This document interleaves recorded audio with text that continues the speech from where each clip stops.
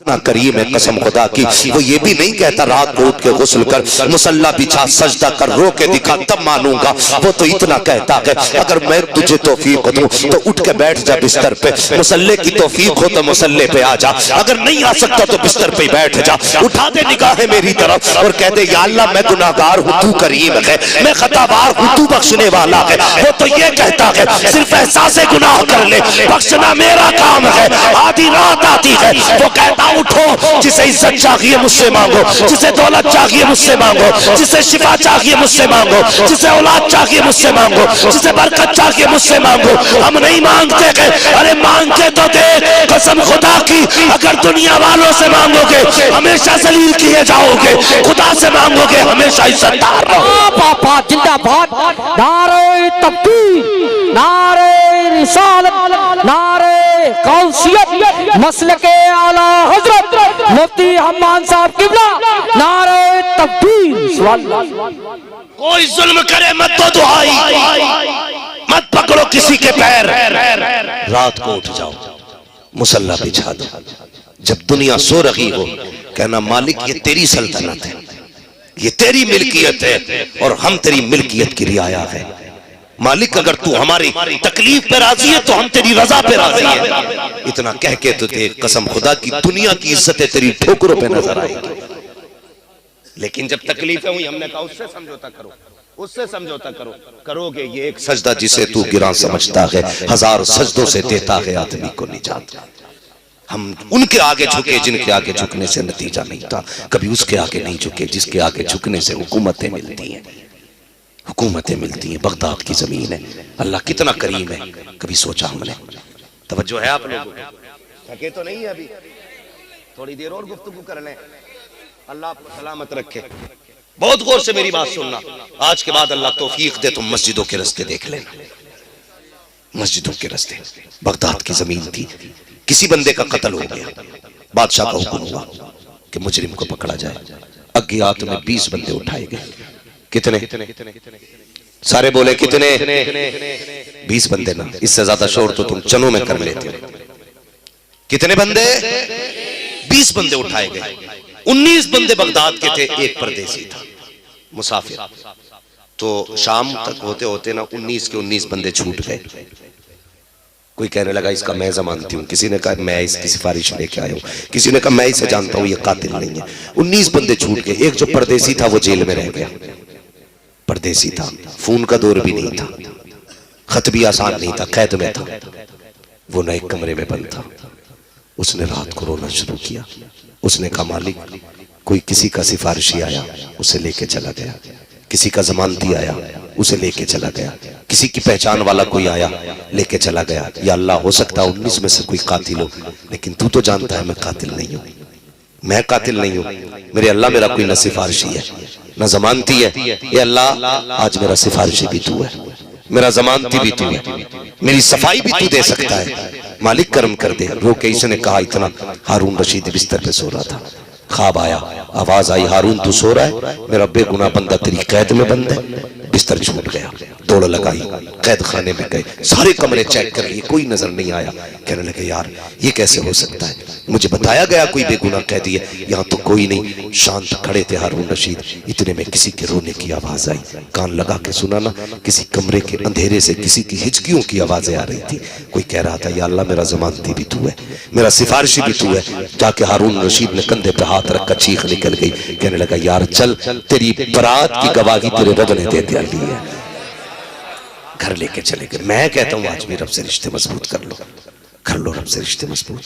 कसम खुदा की जब अमीर देते हैं तो जलील करते हैं, जब वो देता है ना तो इज्जतें देता है, इज्जतें देता है। चलो ना कभी मस्जिदों की तरफ, हम कभी नहीं आए। हमारी कौम जो है ना, जब भूखमरी आई ना, कहते यार तू ही बता दे क्या करें। वो कहता 2 नंबर का माल है पहुंचा देगा, इतने पैसे दूंगा। हाँ ठीक है, गरीबी थी कि तुमने यार तुमने शराब के व्यापार किए, तुमने चरस के व्यापार किए, अफीम के व्यापार किए।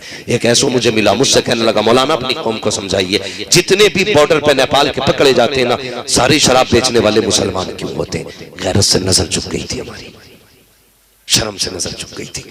हमारी कौम जो शराब को पेशाब से बदतर समझती है, सबसे ज्यादा वो बेच रही है।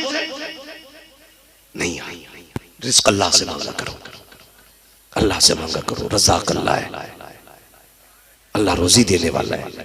हम लोग ना दुकानों पे बैठे बेच रहे हैं ना, जो बैठ करके, तो जाके देख लो, जो खरीद रहा है ना उसका बाट 100 ग्राम ज्यादा है, जो बैठ जा रहा है, जो बेच रहा है ना, तो उसका 1 किलो में 900 ग्राम निकल लिया।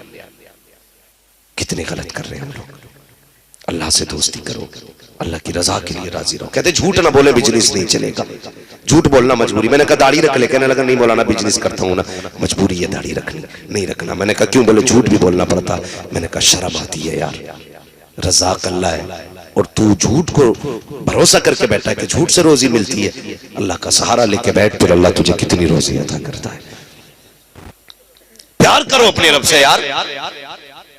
रब भागने वाली जात नहीं है, उससे भागना नहीं है, उसके करीब होना है हमें। कहां तक भागोगे? जहां जाओगे अपने रब को पाओगे, हर जगह अपने रब को पाओगे। गरीबी भी आती है, मुफलिसी भी आती है, तंगदस्ती भी आती है, अल्लाह सारे दौर देता है, लेकिन इसका मतलब ये नहीं अपने रब को भूल जाओ। अपने रब को भूल जाओ, अपने रब को याद रखो, उससे मोहब्बत करो, उससे प्यार करो, रिश्ता मजबूत करो यार। जब दुनिया सोती हुआ करे ना, तब रात को अल्लाह अल्लाह की सदाएं दिया करो सदाएं। फिर देखो अल्लाह कितनी बरकतें देता। वो था ना बड़ा गरीब था, अल्लाह ने चंद बेटियां दे दी थी। आज तो बेटियां होना भी बाप के लिए बोझ हो गया, बड़ा मुश्किल हो गया बेटियों वालों का जीना।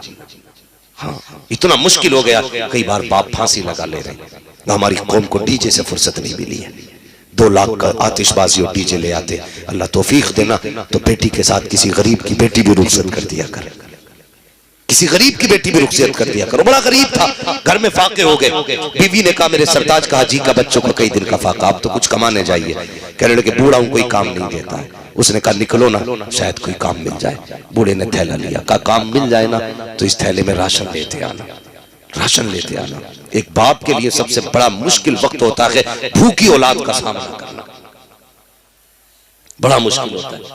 उन लोगों को क्या पता जिन्हें पैदा करके पता ही नहीं पल किधर रहे, किधर गए चले गए, ताश खेलने के, सट्टे में के, बाजार में, बस शाम की तरह बकरियों की तरह के रेवड़ में मिल जाना। दोपहर कहां गुजरी है नहीं पता है, शाम कहां गुजरी है नहीं पता है। सुनो, गया बाप मंडी में जाके खड़ा हो गया। ओ हम बड़े चालाक लोग हैं, हम कभी घाटे का सौदा नहीं करते। हम तो मंडी से मजदूर भी लाते तो अट्टा कट्टा देख के लाते।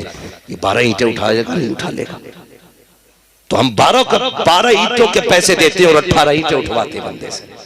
कितने चालाक लोग हैं। और फिर कहते हैं देखा मैंने एक मजदूर से 1.5 मजदूर का काम ले लिया। ये तू जानता है सिर्फ, नहीं तेरा खुदा भी जानता है, खुदा भी जानता है। मजदूरिया भी लॉकडाउन लगा था तो इमामों के कितने फायदे उठाए। अल्लाह माफ करे हमारी कौम को। जहां तनख्वाहें 7,000 थी, कहने लगे जी 3,000 देंगे, इमामत करनी है तो करो। तो बेचारों ने 3,000 पे भी इमामत करी है। हाँ, ये कितनी गलत बात है। मैं वकालत नहीं कर रहा हूं इनकी, शायद मैं भी आपके साथ खड़ा हूं कहीं ना कहीं। हाँ भाई, मैं एक बात कह रहा हूं आपसे, ये मत कहना अपनी जमात की हिमायत कर रहे। जमात की नहीं, मैं पूरी कौम की हिमायत कर रहा हूं। अगर ये रोएंगे तो चैन से तुम भी नहीं सो सकते, नहीं सो सकते। आपके इलाके से फोन गया, उसने कहा मेरी बेटी का इंतकाल हुआ, आज मस्जिद वाले मेरी तनख्वाह काट रहे हैं 8 दिन की। मैं कहता हूँ शर्म आनी चाहिए। तुझे इतनी तकलीफ हो गई 8 दिन की गैर हाजिरी की, उससे पूछ जिसने बेटी खो दी है, जिसकी बेटी का इंतकाल हो गया है। हमें तो गैरत आनी चाहिए। होना तो ये चाहिए था, अगर बेटी इमाम की थी, हॉस्पिटल में भर्ती थी, अगर उसका इलाज हो रहा था, पैसे का इंतजाम तुम करते, बजाय इसके तुमने तनख्वाहें काटी। आज तनख्वाह काटोगे, कल अल्लाह लुकमों के बदले में अगर नेकियां काटोगे, न बचाने वाला नसीब होगा न देखने वाला नसीब। याद रखना, हुजूर फरमाते क़यामत के दिन में मजलूमों की जमात में खड़ा हूंगा।